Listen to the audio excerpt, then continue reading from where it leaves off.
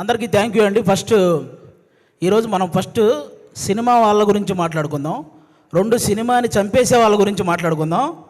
3 మన సినిమా గురించి మాట్లాడుకుందాం. ఓకేనా? ఓకే. కానీ తెలుగు సినిమా అనగానే ఎక్కడ ఏ ఈవెంట్ జరిగినా ఇలా వచ్చేసే ముందు తెలుగు ఆడియన్స్ అందరికీ కూడా థ్యాంక్ యూ సో మచ్ అండి.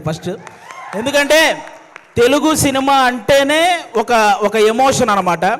రీసెంట్గా మీరు చూసే ఉంటారు, వారణాసి మూవీ నుంచి ఆ చిన్న మహేష్ బాబు గారి గ్లిమ్స్ రాగానే మైండ్ పోయింది. అసలు అది మైండ్లో నుంచే పోవట్లేదు.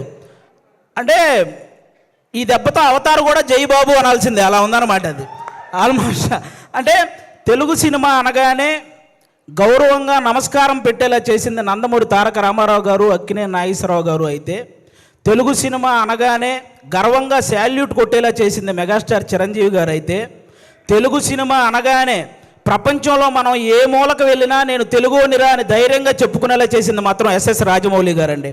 ఆయనకి నాన్ స్టాప్గా సక్సెస్ రావాలని మనస్ఫూర్తిగా కోరుకుంటున్నాను. ఇప్పుడు ఆ వారణాసి గురించి ఎందుకు మాట్లాడాల్సి వచ్చిందంటే, ఆ రోజు జరిగిన ఆ గ్లోబల్ ఈవెంట్ అంత సక్సెస్ అవ్వడానికి one of the main reason మన సుమగారికి నిజంగా అసలు మామూలు విషయం కాదు. అంటే అంత పెద్ద ఈవెంట్లో చిన్న అంతరాయం కలిగినా కూడా ఆవిడ మేనేజ్ చేసిన విధానం మాత్రం వేరే లెవెలు.